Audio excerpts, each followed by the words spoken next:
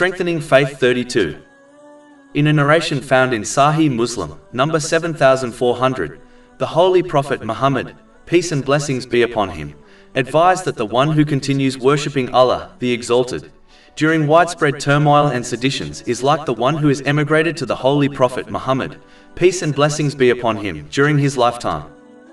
The reward of emigrating to the Holy Prophet Muhammad, peace and blessings be upon him, during his lifetime was a great deed. In fact, it erased all of one's previous sins, according to a narration found in Sahih Muslim, number 321.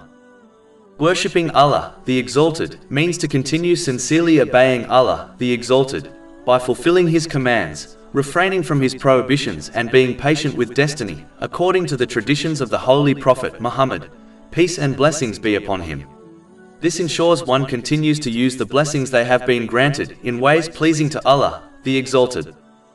It is obvious that the time mentioned in this narration has arrived.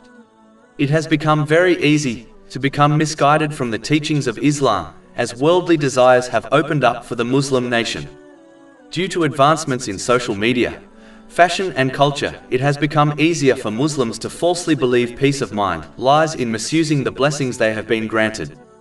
It has become easier to adopt the mentality of following the majority, who have reduced faith to empty practices, which have no bearing on how one practically uses the blessings they have been granted. Wishful thinking in Allah, the Exalted, has become widespread amongst the Muslim nation, whereby they ignore the teachings of the Holy Quran and the traditions of the Holy Prophet Muhammad, peace and blessings be upon him, yet expect peace and salvation in both worlds. What was considered deviant behavior by any sensible person has become something people are being urged to embrace. Turning away from all of this misguidance will be difficult, and even one's family and friends will criticize them for holding on to the teachings of Islam instead of following the majority. But if one persists, Allah, the Exalted, will replace any losses they suffer, such as the loss of love and respect from friends and relatives, with something much superior, namely, peace of mind and body. Chapter 16 An-Nahl, verse 97. Whoever does righteousness, whether male or female, while he is a believer, we will surely cause him to live a good life, and we will surely give them their reward in the hereafter according to the best of what they used to do. And what Allah, the Exalted, has reserved for them in the hereafter is much greater. On the other hand, those who turn away from the sincere obedience of Allah, the Exalted, thereby misusing the blessings they have been granted, will find that all their worldly relationships and blessings become a source of stress and curse for them in this world. And what they receive in the hereafter will be far worse.